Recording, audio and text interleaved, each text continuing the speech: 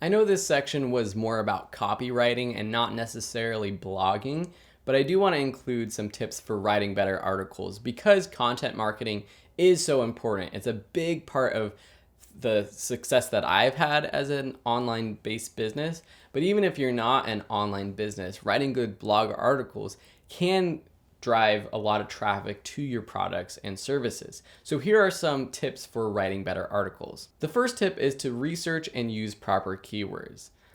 Obviously, you want to write articles that people are going to be searching for. There's no point in writing an article if no one's going to find it, no one's going to be searching for it, unless it's just for your own pleasure. But because we're a business, we want to make sure that we have some sort of result from the time spent writing articles. But of course, the world is 7 billion people big and billions of people are on the internet. So even if you're writing an article about a very specific topic, you might have a good chance of getting traffic over time. One key thing to note though is that you can write the best article in the world, you can use the greatest headline, you can have the best keywords. You're probably not going to get a lot of traffic on that very first day that you publish. It takes a while to build up a reputation, and what I mean by that, a history, a reputation on the Google search engines or the different search engines, because with one article, your website's not going to be found as easily. But as you post more articles and more people do visit your site, your website's SEO or search engine optimization is going to increase. So if you do start writing articles on more specific topics, your articles will be seen sooner than your first one. So I don't want you to get frustrated when you're not getting a lot of traffic when just starting out. This is a long-term play. And that's the greatest thing about blog articles is that they have a long lifespan. Generally, your blog articles should last at least a couple of years unless they become irrelevant on the topic or something changes. So how do you actually do research and find keywords to use? Well, one of the first things is to not go too deep into research and just think, what are the 10 things that my customer is going to ask? What are their pain points? And we've already done this. What questions do they have? And think about it, or ask people, survey your audience, survey people online using social media, and just see what are they struggling with. Also, just do a search for your topic on Google and see what other articles are out there. Do a search for your topic on YouTube and see what other videos are out there.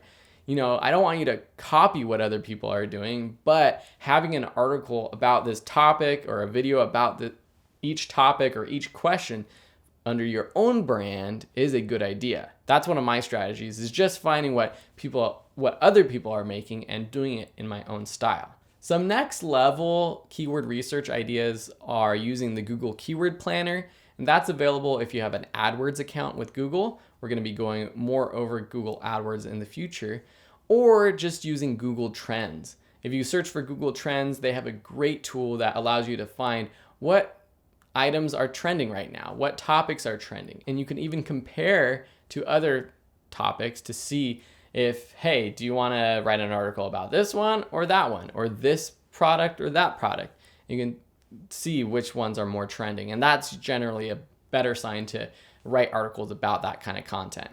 Our next tip is to be generous and give lots for free. If you're worried that you're giving too much away for free, too much good content, don't worry, that's probably a good sign. The best companies that I know give so much good free information out, especially online brands and online media brands. Now, this isn't true for every type of business. You can't just be giving away free items if you're a brick and mortar store, but the free trial does work. Giving away freebies does work. But in terms of writing articles, make sure that you're writing super duper high quality. You're not holding back. You're giving it all to the audience, because that's how people start to like, know, and trust you. And if they do that, they're more likely to purchase your product or service. Our next tip is to attract the right people. We've talked about knowing your audience. It's just important to make sure that you're serving that specific audience. And if it's an audience that doesn't have money and isn't going to support your business and you can't build a business off of, well, you might need to pick a different audience. But make sure that you're attracting the right people who not only appreciate your content, but will actually eventually be a customer of yours. A few important things are your subject lines, intros, and conclusions in that order. A lot of people will only click on an article based off of the subject line. And once they do that, they'll read the intro and then skim down to the conclusion. So pay special attention when you're writing those intros and conclusions, because a lot of people won't read what's in between. So have your calls to actions, have links to other articles, or talk about your products or services in the intros and outros. Now, you don't want to make it too salesy. You don't want to make it always seem like a sales pitch, but make sure that you're giving them the option to take the next step.